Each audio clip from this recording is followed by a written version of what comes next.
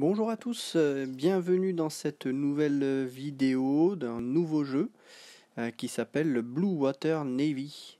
Donc c'est un jeu de guerre navale et aéronavale qui se déroule à l'échelle mondiale et qui représente un conflit en quelque sorte de la Troisième Guerre mondiale du côté de l'OTAN et en face l'URSS.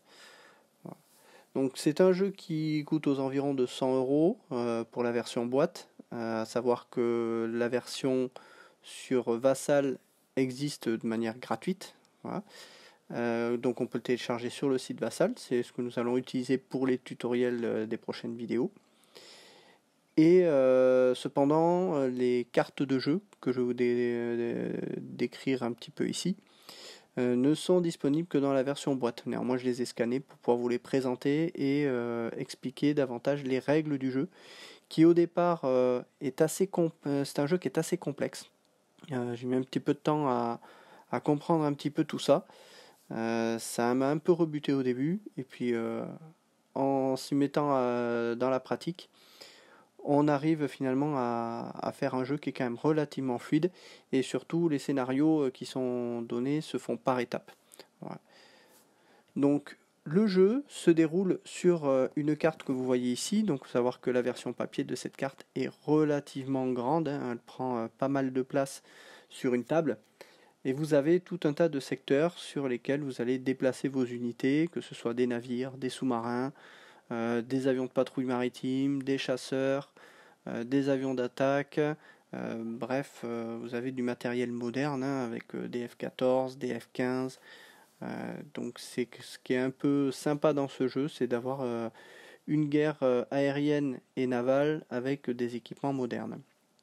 Alors la carte comporte énormément d'informations dessus, ce qui rend quand même au début la lecture assez complexe et ce qui oblige justement à vraiment se référer au manuel des règles, à savoir que ce manuel des règles est pas très pratique à lire. Moi, j'ai trouvé assez complexe certaines infos qui ramènent souvent à des tableaux, et pour cela vous avez les tableaux dans le livret des règles, mais également dans les planches que l'on verra tout à l'heure.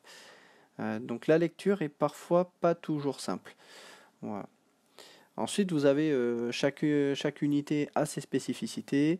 Vous allez notamment avoir, si on prend les planches des unités que vous avez ici, donc vous avez toutes les unités qui sont détaillées sur cette planche, et également la légende, parce que vous voyez qu'il y a quand même pas mal d'informations, que ce soit le type d'appareil, la portée, le nombre de missiles, également des types de missiles, donc c'est quand même assez complexe en fonction des types d'unités.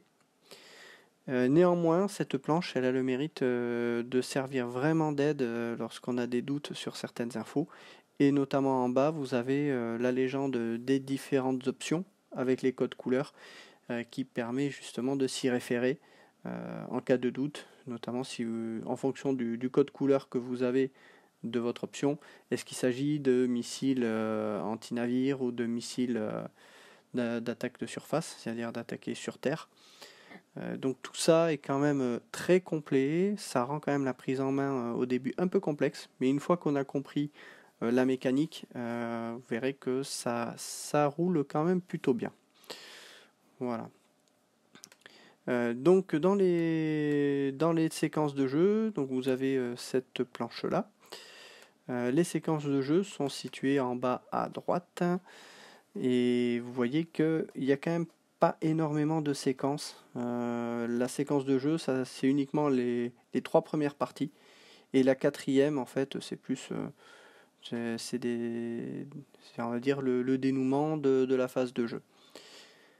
Néanmoins, le jeu est quand même assez long, puisqu'il y a quand même pas mal d'unités, donc il va falloir bouger la plupart des unités, alors pas tous.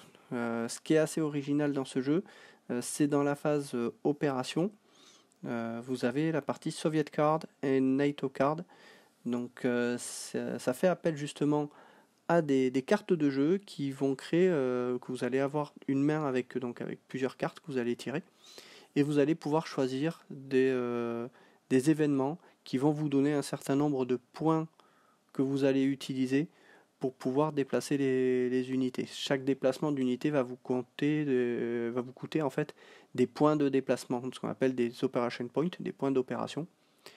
Et en fonction de la carte que vous allez jouer, donc vous allez influer sur le nombre d'unités que vous allez pouvoir déplacer. Ça, on le verra plus tard dans les règles. Donc ça rajoute une complexité supplémentaire et en même temps un côté aléatoire dans le jeu.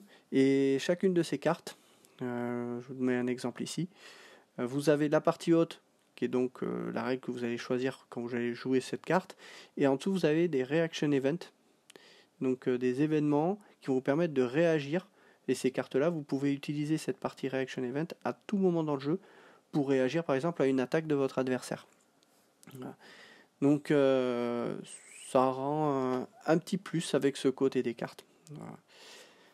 Néanmoins, au début, on verra les phases de jeu de manière simple, sans faire appel à ces cartes-là. Ce qui est important, c'est dans un premier temps de bien comprendre la mécanique du jeu. Voilà. Donc, je vais me référer dans un premier temps aux exemples du manuel des règles de jeu, puisque vous verrez, il y a quand même quelques exemples qui permettent de mettre la main à la pâte pour commencer à comprendre un peu tout ça.